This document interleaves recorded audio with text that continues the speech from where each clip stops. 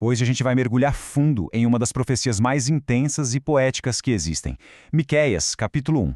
É um texto que pulsa com uma força impressionante, um julgamento que parece implacável e um lamento humano que corta a alma. Vamos juntos desconstruir o que está por trás dessas palavras tão poderosas. Para a gente conseguir navegar por essa narrativa, nosso roteiro vai ter 4 paradas bem claras. A gente começa com a palavra do Senhor, que é onde tudo se inicia. Depois, vamos entender a transgressão de Jacó, que é a raiz do problema. Na sequência, a gente encara o impressionante julgamento divino. E por fim, a gente sente o peso do lamento pelas cidades, que é a consequência humana de tudo isso. Então, vamos lá. Seção 1, a palavra do Senhor. É aqui que tudo começa, com uma voz que simplesmente não pode ser ignorada e uma mensagem de escala cósmica.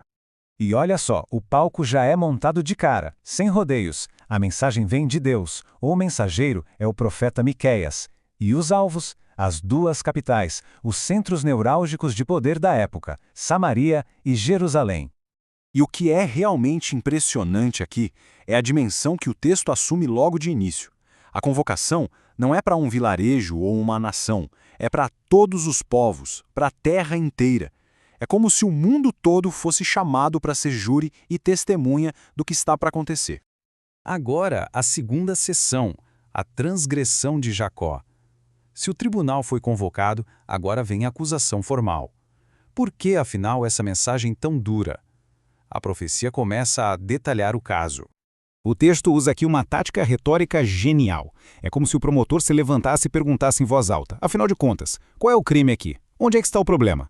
A pergunta já carrega o peso da resposta, que é devastadora. E a resposta vem na lata, direta. A transgressão de Jacó é Samaria. A idolatria de Judá é Jerusalém.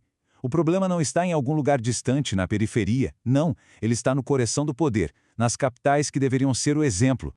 E para descrever a gravidade dessa idolatria, o texto usa uma das metáforas mais pesadas que se pode imaginar: paga de prostituta.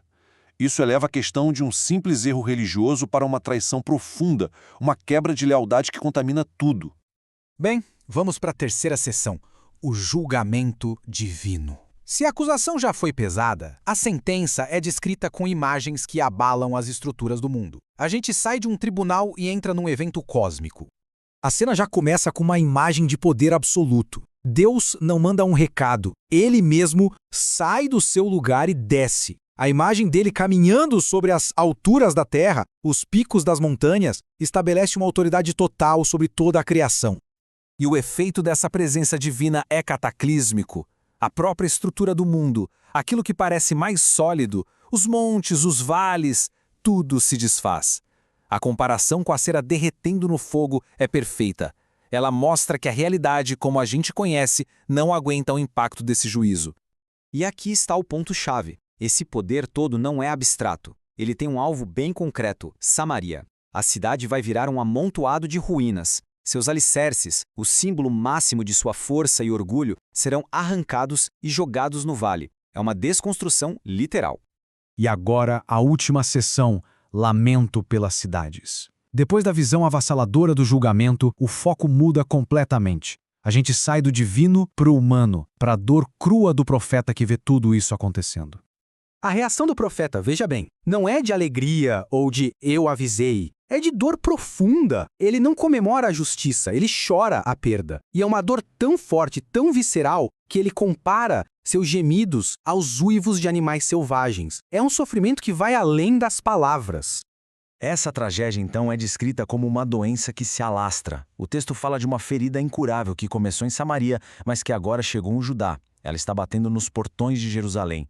O desastre não é mais um problema dos outros, agora ele está em casa. A partir daí, o lamento vira quase um tour macabro por várias cidades. Cada uma tem um destino terrível, muitas vezes num jogo de palavras poético e muito triste. Laquis, Safir, Axibe, Maressa, a lista vai crescendo e mostrando que a destruição é generalizada, atingindo a nação inteira, cidade por cidade. E o lamento atinge seu clímax com essa imagem final que é extremamente pessoal e dolorosa.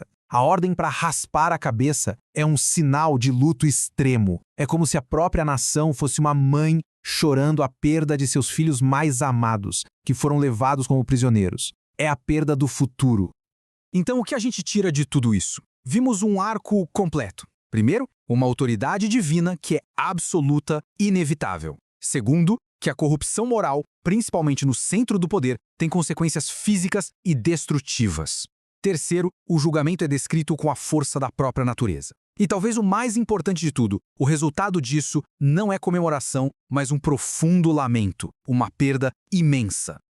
E isso tudo deixa uma questão final no ar para a gente pensar. Como essa poesia tão antiga usa imagens de desastre e de luto não só para dar um aviso, mas para nos fazer refletir sobre responsabilidade moral. É uma exploração da frágil conexão entre o que uma sociedade faz e as consequências que um dia, inevitavelmente, batem à sua porta.